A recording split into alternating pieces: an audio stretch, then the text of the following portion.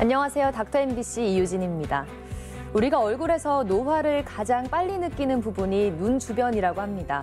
아무래도 피부가 얇다 보니까 주름이 지거나 또 늘어지는 변화가 두드러지는데요.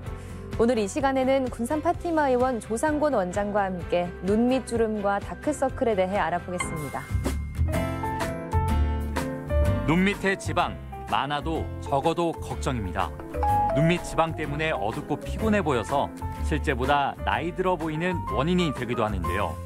눈 밑 주름과 다크서클에 대해 의학 박사 조상곤 원장과 함께 이야기 나눠봅니다.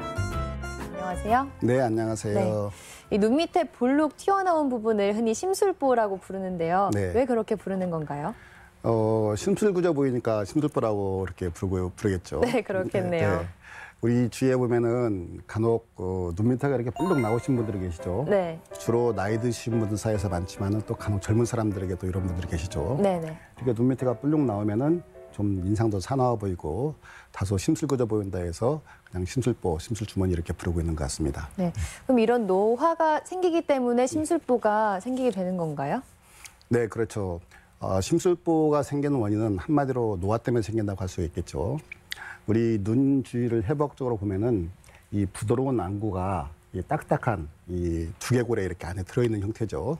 네. 그래서 이 우리가 움직이거나 뛰거나 운동을 할 때 이 부드러운 안구가 딱딱한 두개골에 부딪힐 수가 있겠죠. 충격을 받을 수 있습니다. 네. 그래서 이 안구를 충격으로 또 보호하기 위해서 안구와 이 뼈 사이에 이 지방이 들어 있습니다. 부드러운 지방이 완충작용을 하는 것이죠. 그런데 이 지방이 뼈 밖으로 나오지 않아야겠죠. 네. 뼈가 뼈 밖으로 나오지 않기 위해서 잡아주는 것들이 바로 지방을 싸고 있는 막과 그리고 우리 눈앞에 있는 근육들입니다. 그런데 노화가 되면은 이 지방을 막아줘야 될 이 막과 이 근육들이 느슨해지죠. 네. 느슨해져서 뼈 안에 있어야 될 지방이 밖으로 이렇게 밀려 나오게 됩니다. 밀려 나오게 되면은 이 밖에서 봤을 때는 이렇게 뾰족한 심술 주머니가 되는 것이죠. 네. 그래서 심술 주머니는 이렇게 노화와 직접적인 관련이 있고요. 네. 또 간혹 상악골 발달이 미약한 분이라든지 갑상선 질환 있는 분들에게서도 나타나기도 합니다. 네. 그러면 치료는 지방을 없애는 쪽으로 진행이 되는 건가요? 그렇죠. 밀려나온 지방을 없애는 것이 치료 방법이 되겠죠. 네. 그래서 없애는 방법이 피부를 절개하느냐, 피부를 절개하지 않느냐에 따라서 두 가지 방법으로 나눠볼 수가 있겠습니다. 네. 먼저 하안검 절제술이라고 있는데 이것은 속눈썹 바로 아래를 이렇게 절개합니다. 아래를 절개해서 피부를 뒤집어요. 피부를 뒤집어서 밀려나오는 그 지방을 제거하고 네. 남는 피부와 근육을 절제해서 봉합하는 그런 방법입니다.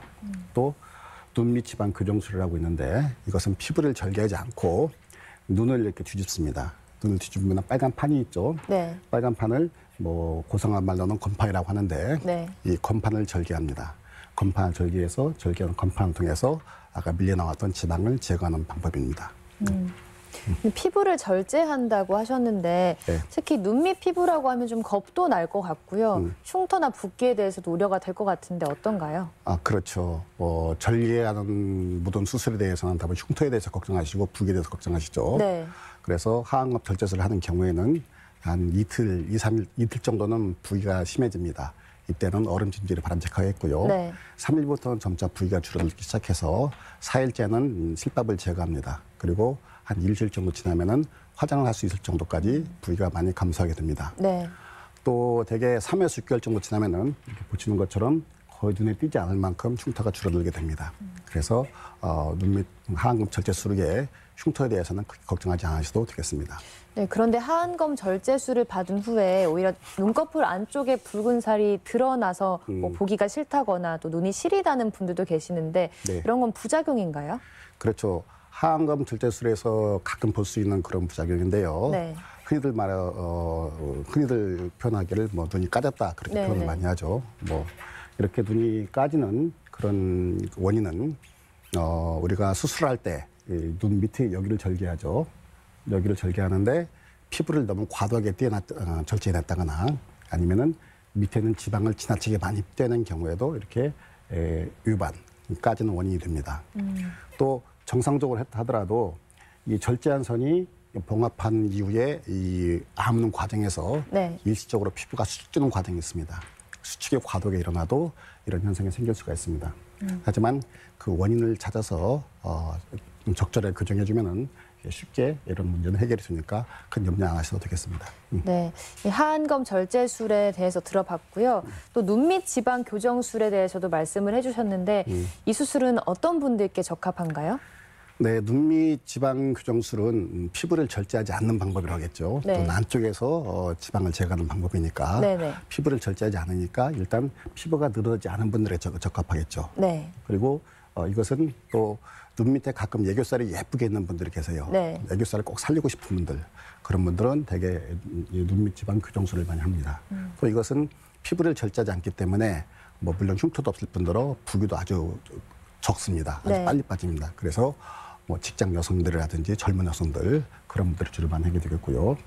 또 하안검 절제술, 그러니까 밖에서 절개하는 방법으로 네. 수술했음에도 불구하고 지방 일부가 살짝 남아 있는 분들, 그런 분들의 교정을 위해서도 눈밑 지방 교정술을 합니다. 또 네. 20, 30대 젊은 여성들의 다크서클 해결을 위해서도 이 방법을 주로 많이 사용하고 있습니다. 아, 다크서클 해소에도 권하시나요? 그럼요. 어떤 연관이 있나요? 예. 이 다크서클은 우리 지방과 밀접한 관계가 있습니다. 네네. 지방이 밀려나오는 경우에는 지방 밑에 그림자가 생기죠. 네. 피부 굴곡이 생기니까 그림자가 생기죠. 그래서 이것이 다크서클로 보입니다. 그래서 지방과 그다음에 돌출된 지방과 다크서클과는 밀접한 관계가 있습니다. 네. 흔히 다크서클 하면 피곤해서 생긴다고 많이들 알고 계실 텐데 이런 눈밑 지방과 또 관련이 깊나 봅니다. 네, 눈 밑에 지방이 돌출된다거나 피부가 얇아지면은 피부에 굴곡이 생기죠. 네. 피부에 굴곡이 생기면 그림자가 생기게 됩니다. 이것이 다크서클로 보이게 되는 것이죠. 또 물론 이렇게 피부에 색소가 침착되어서 다크서클로 보이기도 합니다. 그런데 다크서클로 고민하는 분들이 대개 20, 30대 젊은 여성들이 다크서클로 고민을 많이 하시죠. 네. 이런 분들 같은 경우는 대부분이 눈물 고랑 때문에 다크서클로 이렇게 보이는 그런 경우가 많이 있습니다.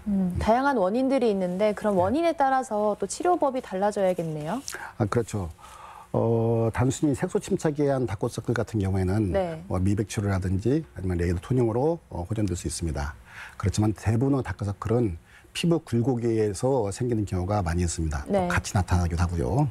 그래서 그런 경우에는 수술적인 방법을 통해서 피부를 굴곡을 만들어주는 이를테면은 지방 덩어리라든지 아니면 불필요한 혈관 같은 것들을 정리해줄 필요가 있습니다. 그래서 다크서클은 수술을 먼저 해줘야 되는데요. 또 수술하는 과정에서 이 눈 밑에 불룩 나온 지방과 그리고 눈 주변들, 그래서 광대뼈의 심층 지방과 같이 층을 맞춰주는 이름하여 지방 재배치를 할 필요성도 있습니다. 네. 자, 그럼 다시 눈밑 지방 재배치술로 넘어가 보겠습니다. 이 수술은 어떻게 진행이 되는 건가요? 네, 우리 안아 구조를 보면은 나이가 들수록 눈밑 피부가 얇아지죠. 얇아지기 때문에 이 시간 지나면서 이 안아뼈 윤곽이 보이기 시작합니다.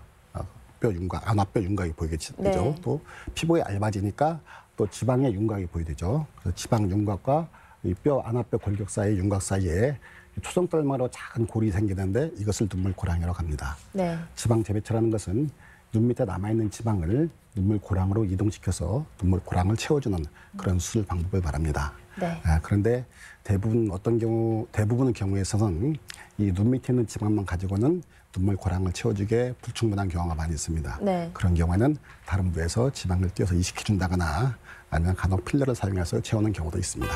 네. 오늘 이 시간에는 의학 박사 조상곤 원장과 함께 눈밑 주름과 다크서클에 대해 알아봤습니다. 말씀 잘 들었습니다. 네, 감사합니다.